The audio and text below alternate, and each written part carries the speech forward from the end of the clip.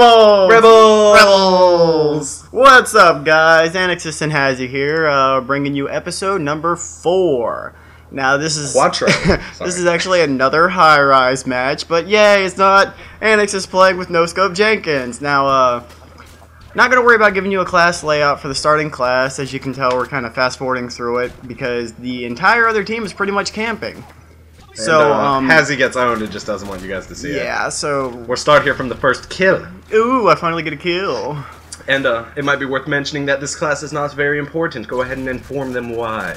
Yeah, in response to campers, just like I do with noob-tubers, I have a class set up to kind of alleviate that problem. Alleviate. And unfortunately, it may seem a little noobish on my part because I do use a runner class in response to campers.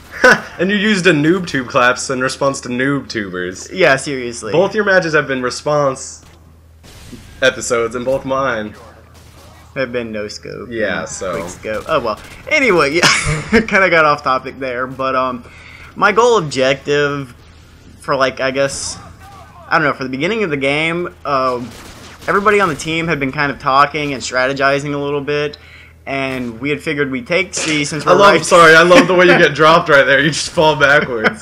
Oh. But we were gonna take C real quick, and then we were gonna make a concentrated push for B. We're gonna have two guys sit back, and we're gonna kind of watch to make sure that they didn't make a push for B and hold them back in A. But everybody kind of bailed on that idea right off the spawn. So. Now, since you switched classes, would you like explaining what the class for the rest of the match is going to be like? Yes, I certainly would. It's my runner class, UMP silenced, M9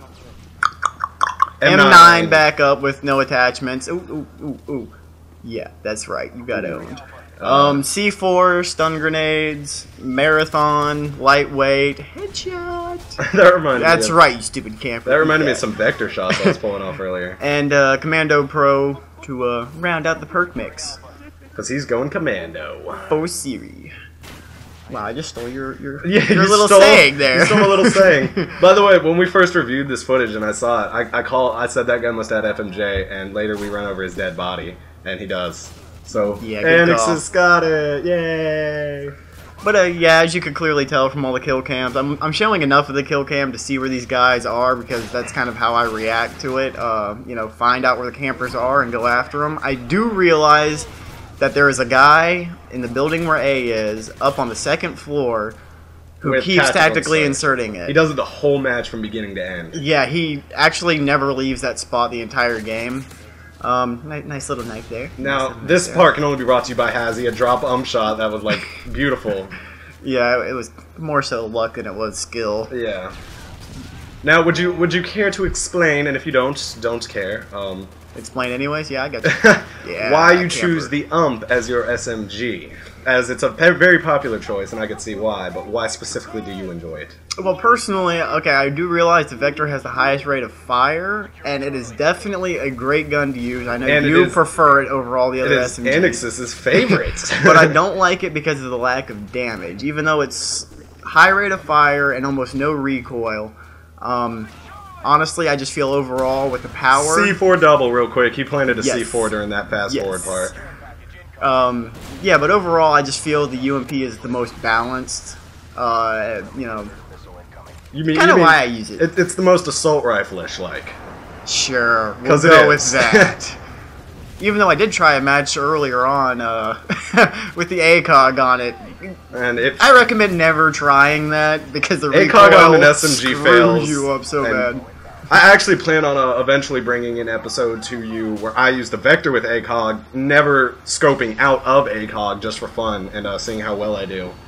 Thank you for advertising your episode on my channel. I'm just saying, I mean, I'll probably post it like first cut or something, like not even going to try for a good match, so. Oh, and right here, it's very angry moment, get noob-tubed, and I was like less than a fifth of a second away from capping the flag. Happening.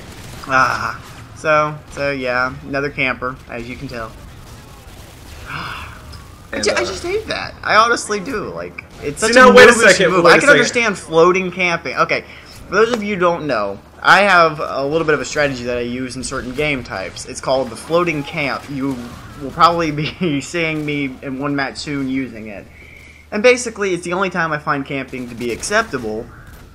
And that's when, you know, you go to a point where you're anticipating the enemy's spawn is coming up near, and you know they're going to be flowing through that area. So you go to the high traffic area, and you lock down an entire area. You don't stay in one solid position. The only time that I'm okay with staying in one solid position is, you know, if you're actually trying to hold on to a flag itself. These guys are just camping the entire map. Yeah. So, now, an angry moment. Now, I don't mean to sound like a specific news channel that has an animal for a first name, but I've got to. Even though we're commentating together, I've got to ask a question that's begging my mind right now. In your previous episode, My Happy Place, you stated that camping on domination is like defending a point and that it's okay. No. Correction on what that was said. Okay, what was said is that... I'm sorry, we're out of time. Yeah. By the way, pretty fail. Pretty fail, and I got killed calling it. No, but you can keep explaining. I was just acting like the news station. Yeah, but pretty much to clarify on that, so there's not a whole lot of confusion. If you're locking down a point, let's say one person is holding down on a point, it's fine. You can hold down on that point. Don't stay in the same spot. Don't be stupid. Move around after you kill somebody. You know they're coming back for you. Move. There's no need to stay in one specific spot. But on a map, you know, that's kind of small like this, it's easy to protect a flag even if you're not right beside it. Even though near the end of the game, I do opt out for resting right beside a flag and trying to lock it down, but we fast forwarded through it for your convenience. Unfortunately, so. I had no idea where that guy was, by the way. But what was I saying? I don't know. We should probably move on. We should probably. Oh no! See, I've got this. He's got this, ladies and gents. But no, it's okay to lock down a flag and keep moving around and not have to be stuck in one solid position for the entire time. But these guys aren't doing that. They're not camping for a flag. These guys that are camping on this match were camping the entire map, going for kills, not the objective. And that can clearly be seen by where these guys are getting their kills from. Oh yeah, Claymore evasion. I'm a beast. But yeah, so hopefully that cleared it up, and if you still think I'm a little camping bitch, well then, that's okay. You can think whatever you want. Because that is your prerogative, not your pierogi. Pierogies are good, though. Pierogies are good. If you have pierogies, then by all means. Cook them, go back to the beginning of the video, and eat them while watching. So yes. So yes.